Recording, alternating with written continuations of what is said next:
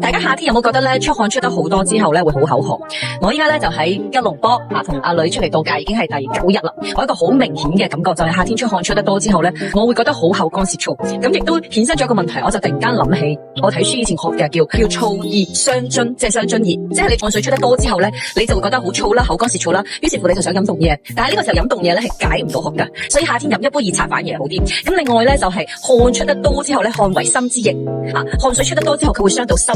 有啲人咧喺夏天就會心慌心悸夜晚又會瞓覺瞓得唔係好好。頭先講咗好多呢個氣候嘅原因啦，同埋佢中醫嘅原理。咁夏天咧有一個非常之好嘅飲品就介紹俾大家，就係我哋嘅新品精神烏龍膏咧，佢入邊有黃精、桑葚、玉竹同埋陳皮。黃精咧係可以去補我哋嘅脾肺腎三臟嘅，佢係可以好好咁樣去填補我哋嘅腎精。桑葚咧係屬肝同埋屬心嘅我哋夏天出汗出得多，頭先咪講咗會傷到心，係咪汗為心之液？桑葚咧可以補到心血，即係可以補到肝陰同埋心陰。另外就係玉竹，玉竹滋陰潤燥非常之好啦，去幫助我哋緩解我哋嘅出咗汗好多，夏天好燥熱我哋口渴。另外咧就係陳皮，健脾理氣、吐濕化痰，非常之啱夏天。執熱咧，我哋嘅脾胃嘅運化就會得到一個阻滯。我哋嘅脾胃佢唔係淨係話你脾同胃，佢喺成個運作嘅系統，好濕熱啦，佢運作系統慢咗啦，跟住你吸收落去嘅煎炸油膩嘢肥甘厚膩嘅嘢佢吸收消化唔到，佢就會變咗痰濕。所以陳皮咧係好啱我哋經常去飲一飲陳皮水嘅，所以廣東都好中意陳皮啦。但係陳皮咧又係溫燥嘅，佢去搭配滋陰嘅黃精、玉